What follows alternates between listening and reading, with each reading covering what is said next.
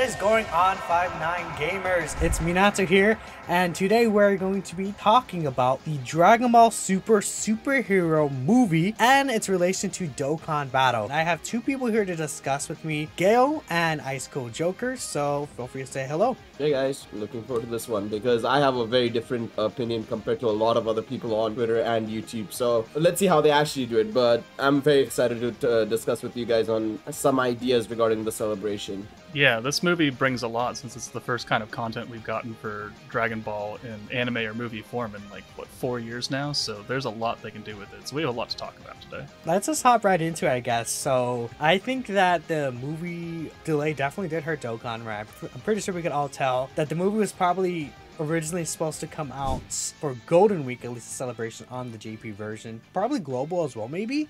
Well, we don't know for sure, right? But that would have made a lot of sense because the movie originally dropped right before Golden Week. Now the movie is going to drop again in 3 days, which is a pretty random time for JP Dokkan. So I think there's a lot of discussion on how it will move forward. And I think the general consensus is that the movie is going to drop right now, like in 3 days from the time of this recording. Then a few hours later, Dokkan and probably even Legends, right, will drop something in-game, whether it's an event, it's actual summons, right? And I feel like a lot of people also think that the actual main characters from the movie will drop for Tanabata, because if you guys weren't aware, the Tanabata celebration is on June 30th, which is at the end of the month, so it's very, very close. So people think that they maybe just do the Tanabata celebration as the Dragon Ball Super superhero movie, but what are you guys thinking?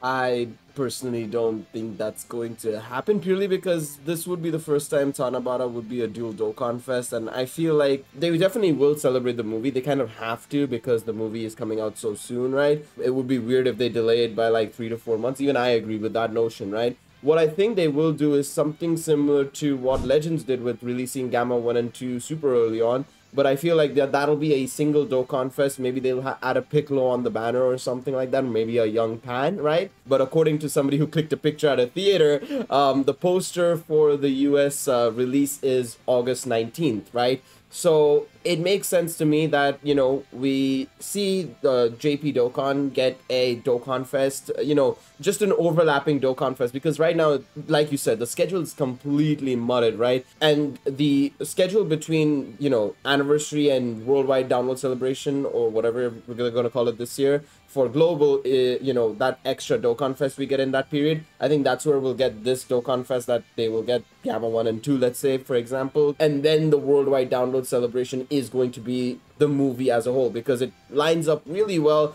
The hype will still be there. People act as if, oh, they're not going to capitalize on the hype. It's 2 months late. It's Dragon Ball. Is nobody going to say anything? I'm just... Editor, what up?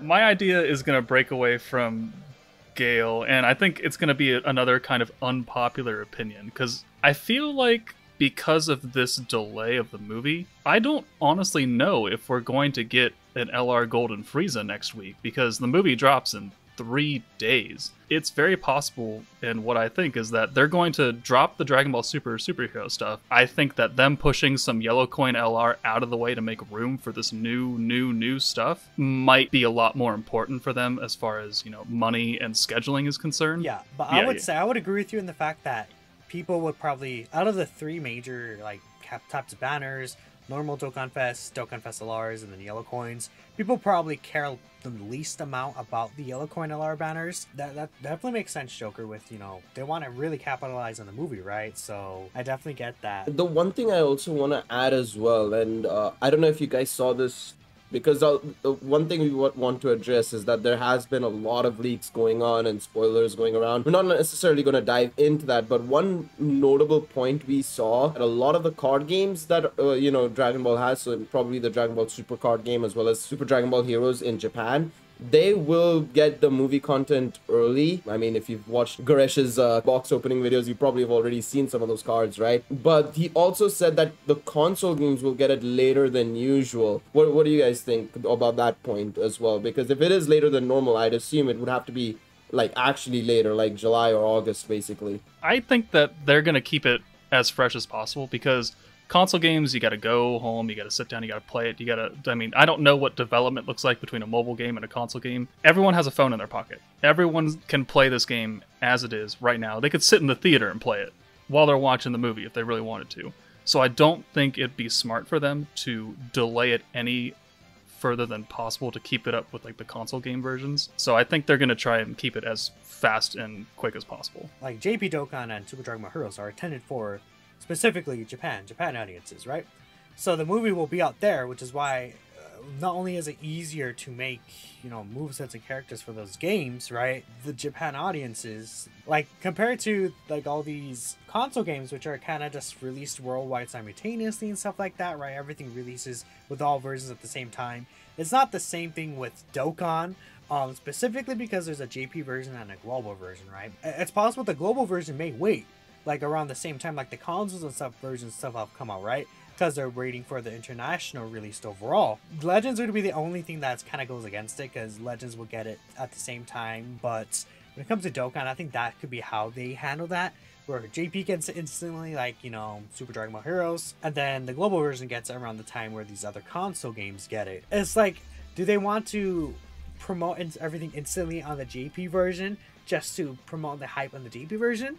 Or do they want to wait until the international version is out and do a dual celebration, which may even get them more profit than just pushing instantly on the JP version, right? It's very weird. Broly was on the games, which was delayed like 2 weeks, right? The Dragon Ball Super Broly movie, because we waited until from the 14th to like the 25th, right? So yep. I feel like they could go either or. It's just very, very odd, and obviously the delay really just messes us up. What if they do what they did with the original UI Goku and STR Jiren, where they drop their Dokkan Fest but don't awaken them for a period of time? That could make sense for sure, because they could drop those Dokkan events whenever they want. While, like, say maybe they drop the Dokkan events when Global has like Raditz banner or something, right? And they make like a rerun type banner. And that could be interesting. Like, imagine that in between Worldwide Celebration and the anniversary. That'd be crazy for Global. Like, two packed, right? Mm-hmm. That's a good idea, actually. I haven't seen anyone brought that up. That was, what, 5 years ago now? 4 or 5 years ago since they've done that. So it'll be definitely interesting if they end up doing that. Hopefully we'll see some good free-to-play units and just generally give us a good all-around celebration. I'll be down for it. Yeah, I'm going to piggyback on what Gail said about free-to-play units, because lately they've been pretty lackluster. Like, even free-to-play EZAs have been pretty down. And then making sure that they actually give some like difficult content some love too. I know that Red Zone is the current thing on JP, and we don't know if it's going to be treated like the collection of epic battles where they never touched again, or if they continue to update it like SBR. That could be pretty good as long as we get some kind of decent content. Because if we just get the banner and a free-to-play unit and they call it good, it's like that's not what we want to see out of it. But I want to see like a fully fleshed out like Dokkan Festival. What about a Goten and Trunks that intro animations into a Gotenks? Fat Gotenks. Ooh, let's go. Fat Gotenks. Yeah, that's true. Movie hero support 50%. Oh, that would be nice. That would be very nice.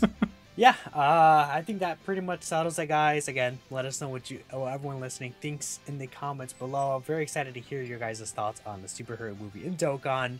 That's pretty much it from me, myself, Gail, and Ice Cold Joker. I said me, myself. Okay. Thank y'all for watching. Make sure, again, you subscribe. You like the video, subscribe, and we'll see you all in the next one. Peace out.